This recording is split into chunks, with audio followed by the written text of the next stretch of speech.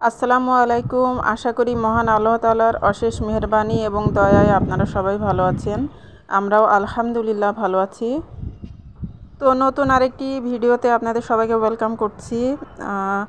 এটা হচ্ছে আমার আম গাছ, আর এই আম গাছের নাম হচ্ছে সূর্যডিম আম। এটাকে মিয়াজাকি আমও বলে।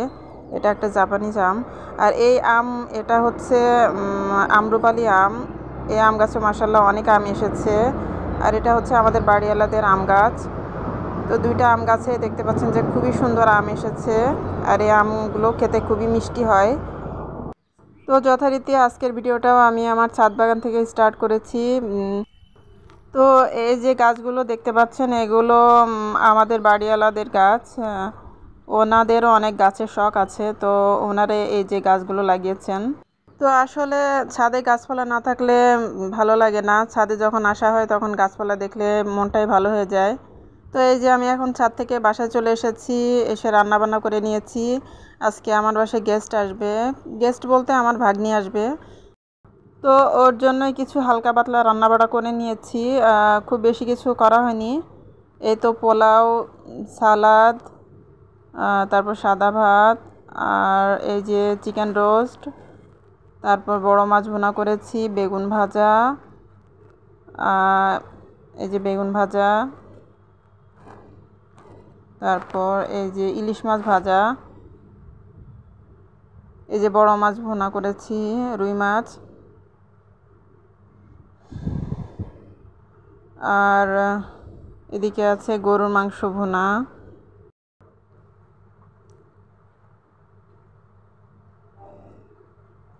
আর এই যে এখানে আছে আম ডাল। গরমের দিনে আম ডাল খেতে খুবই ভালো লাগে। আর এখানে এই যে পোড়া গরুর মাংস, যেটা জাল দিতে দিতে যে পোড়া পোড়া হয়ে যায় সেই মাংসটা, এটা খেতেও খুব বেশি টেস্ট হয়। আর এদিকে কাবাব আছে। তো এগুলো আমি রান্না করে নিয়েছি আমার ভাগ্নির জন্য। তো আসলে খুব বেশি কিছু করতে পারিনি। আমি চেয়েছিলাম যে একটু কিছু ভর্তা টর্তা বানাতে, কিন্তু আসলে শরীরটা অত বেশি ভালো লাগছিল না। তো আর গরমের ভেতর এর থেকে বেশি কিছু আর করা হলো না। তো ও বলছে যে মামি এটাই অনেক, এত কিছু করেছেন আবার বলছেন যে কিছু করেননি। আর এই যে এখন বিকালবেলা, তো ভাগ্নির জন্য হালকা পাতলা কিছু নাস্তা দিয়ে দিলাম। এরপর আমরা একসাথে বসে চা খেয়ে নিব। তো আমার ভাগ্নি ও ইঞ্জিনিয়ার, ও জবও পেয়ে গিয়েছে। তো আহসানুল্লাহ থেকে ও ইঞ্জিনিয়ারিং পাশ করে বের হয়েছে, আবার ওখানে ওর জব হয়ে গিয়েছে, লেকচারার হিসেবে ও জয়েন করেছে। তো জয়েন করার আগেই আমাদের এখানে এসেছে বেড়াতে। আপনারা সবাই প্লিজ আমার ভাগ্নিটার জন্য দোয়া করবেন, ও যেন জীবনে সফল হতে পারে এবং জীবনে যেন সুখী হয়। তো এই যে আমি এখন চা বানিয়ে নিয়েছি, চা নিয়ে যাচ্ছি। তো এখন আমি চা দিয়ে দিচ্ছি এবং আমরা সবাই মিলে চা খেয়ে নিব। তো চা খাওয়ার পরে ছাদে যাওয়ার প্ল্যান আছে বিকালবেলা, বাট বিকালবেলা ছাদে আর যাওয়া হয়নি, কারণ বিকালে অন্যান্য ফ্ল্যাটের অনেক লোকজন ছিল, তার জন্য আর ছাদে যাওয়া হয়নি। আমরা রাত্রে ছাদে গিয়েছিলাম। তো রাতে আকাশে চাঁদ ছিল, তো খুবই ভালো লাগছিল, আর খুব সুন্দর সময় কাটিয়েছিলাম আমরা।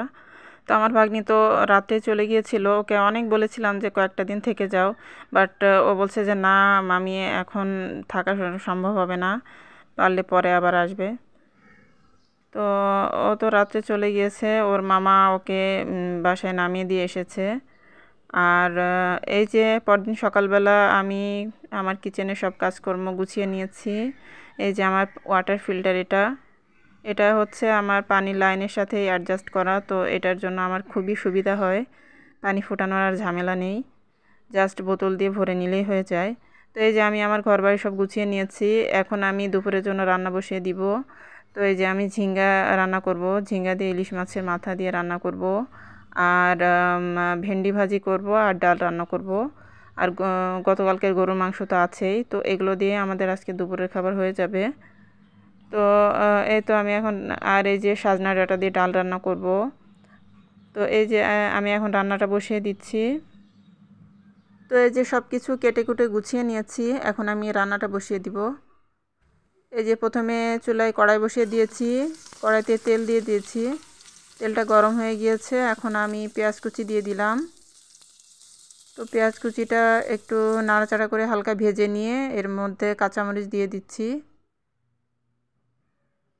তো পেঁয়াজ আর কাঁচামরিচটা হালকা ভাজা ভাজা হয়ে গেলে এর মধ্যে লবণ আর হলুদ দিয়ে দিব। তো নাড়াচাড়া করে এর মধ্যে রসুন বাটা দিয়ে দিলাম 1 চা চামচের মতো। রসুন বাটাটা হালকা করে ভেজে নিয়ে এর মধ্যে একটু সামান্য পানি দিয়ে দিব। পানি দিয়ে মশলাটাকে একটু কষিয়ে নিব। তো মশলাটাকে ভালোভাবে কষিয়ে নিয়ে এর মধ্যে মাছের মাথাগুলোকে দিয়ে দিব।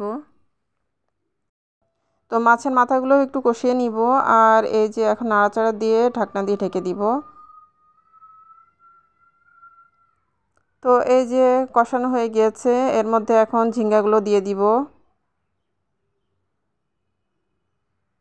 তো এখন ঝিঙ্গাগুলো ভালোভাবে নাড়াচাড়া করে আবার ঢাকনা দিয়ে ঢেকে দিব। এই যে নাড়াচাড়া করেছি, এখন ঢাকনা দিয়ে ঢেকে দিব। আর এদিকে এই চুলায় ডাল বসিয়ে দিয়েছি, ডালটাও হচ্ছে। তো ঝিঙ্গা তরকারিটা আমার এই যে প্রায় হয়ে এসেছে। এটার মধ্যে পানি খুব একটা দেওয়া লাগে না, খুব সামান্য পানি দিয়েছিলাম। তো ঝিঙ্গার গা থেকে তো প্রচুর পানি ছাড়ে। তো যাই হোক, এই যে আমার রান্নাটা শেষ হয়ে গিয়েছে। সজনা ডাঁটা দিয়ে ডাল, গরুর মাংস আর এই যে ঝিঙ্গা তরকারি, খুবই টেস্ট হয়েছিল এই তরকারিটা খেতে। আর এই যে ভেন্ডি ভাজি। তো এই ছিল আমাদের দুপুরের খাবার দাবার। তো আমাদের খাওয়া দাওয়া শেষ। তো খাওয়া দাওয়া শেষ করে আমি একটু ছাদে চলে এসেছি বিকালবেলা। তো বিকালে ছাদে এসে একটু হাঁটাহাঁটি করছিলাম। আর গাছগুলো আসলে অনেক বেশি ডালপালা গজিয়ে গিয়েছে এবং অনেক জঙ্গল বেঁধে গিয়েছে। তো এগুলো আসলে ছেটে ছুটে পরিষ্কার করে দিতে হবে, কিন্তু আমি আসলে সময়ই সেভাবে করে উঠতে পারছি না। ঈদের ঝামেলা গেল, রমজান মাসের পর তো ঈদের এই দাওয়াত খাওয়া, বেড়ানো, এগুলো করতে করতেই তো আসলে অনেকটা দিন চলে গিয়েছে। তো দেখি সামনে এগুলো পরিষ্কার করলে আপনাদের সাথে শেয়ার করবো ইনশাল্লাহ। আর এই যে আমার পেয়ারাটাও বেশ বড় হয়ে গিয়েছে। তো আজকের মতন এখানেই বিদায় নিয়ে নিচ্ছি। আল্লাহ হাফেজ, আসসালামু আলাইকুম।